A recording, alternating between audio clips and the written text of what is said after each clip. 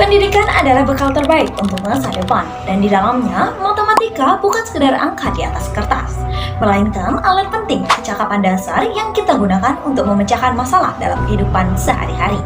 Namun, bagaimana jika kecakapan dasar ini tidak terbangun dengan kuat? Sempat beredar berita pada tanggal 11 November 2025, sebuah rekaman video yang menjadi sorotan publik. Dalam momen tersebut, seorang siswa kelas 8 SMP tidak mampu menjawab pertanyaan-pertanyaan dasar yang sangat sederhana. Oke, 1000 kali 5 berapa? 1000 kali 5, 7. Oke. Banyak pihak yang merespon dengan menyatakan ini salah guru atau pihak tertentu. Namun, jika kita mengkaji secara akademis, fenomena ini bukan hanya kesalahan individu, namun cermin mengenai tantangan sistematis dari masalah pendidikan matematika di Indonesia. Menurut saya, terdapat 3 penyebab utama dari fenomena ini. Yang pertama, dominasi rote learning atau hafalan tanpa makna. Siswa hanya menghafal angka, bukan logika kelipatannya. Yang kedua, learning gap atau yang menumpuk ketidaktuntasan belajar di SD sehingga dibawa ke SMP. Yang ketiga, pembelajaran yang kurang kontekstual. Matematika seringkali dianggap sebagai ilmu yang abstrak, sehingga banyak yang merasa asing dengan matematika. Padahal, matematika itu sangatlah menyenangkan karena digunakan dalam setiap kehidupan kita. Kenyataan di lapangan ini diperkuat oleh data. Pada Desember 2023, OECD melaporkan hasil PISA tahun 2022. Skor numerasi Indonesia berada di peringkat 69 dari 81 negara dengan nilai 366 poin. Angka ini turun dari periode sebelumnya dan masih jauh dari target nasional. Permendikbudristek nomor 12 tahun 2024 tentang kurikulum merdeka memberikan landasan pembelajaran yang fleksibel, berorientasi pada kompetisi serta memberi ruang bagi guru untuk berinovasi. Namun, dalam praktiknya, fleksibilitas tersebut belum sepenuhnya menghasilkan pembelajaran yang mendalam, khususnya pada mata pelajaran matematika. Oleh karena itu, Permendikdasmen nomor 13 tahun 2025 hadir sebagai penguatan kurikulum nasional melalui pembelajaran mendalam. Pendekatan ini menekankan proses pembelajaran yang berkesadaran, bermakna, serta menyenangkan, dan juga meningkatkan keterampilan berpikir tingkat tinggi. Dengan demikian, pembelajaran mendalam bukanlah pergantian kurikulum merdeka, melainkan penguatan implementasinya agar tujuan kurikulum benar-benar tercapai.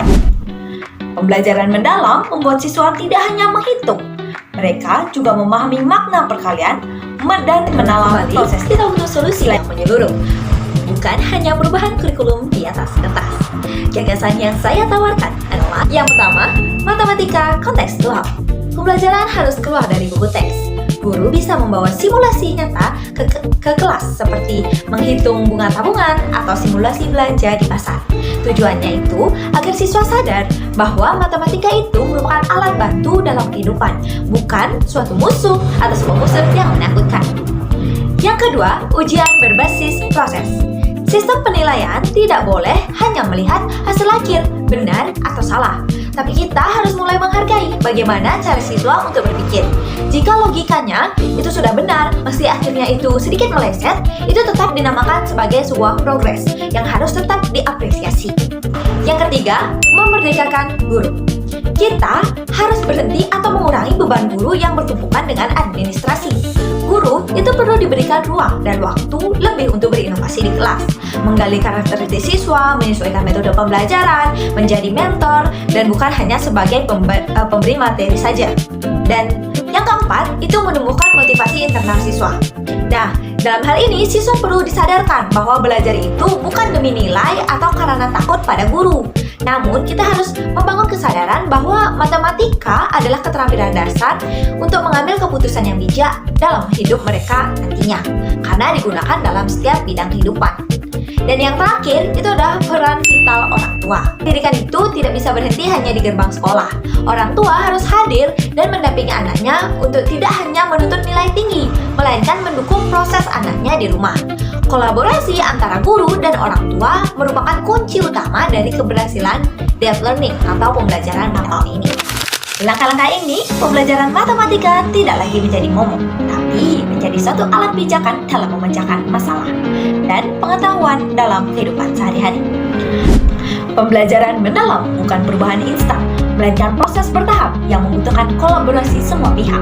Dengan kolaborasi antar kebijakan yang tepat, guru yang kompeten, dan dukungan lingkungan sekitar, serta dukungan dari orang tua, kita sedang membangun masa depan di mana anak Indonesia tidak lagi takut pada angka, melainkan menggunakannya untuk menaklukkan tantangan dunia. Saya, Immanuel Sirait. Mari kita wujudkan matematika yang bermakna bagi generasi bangsa.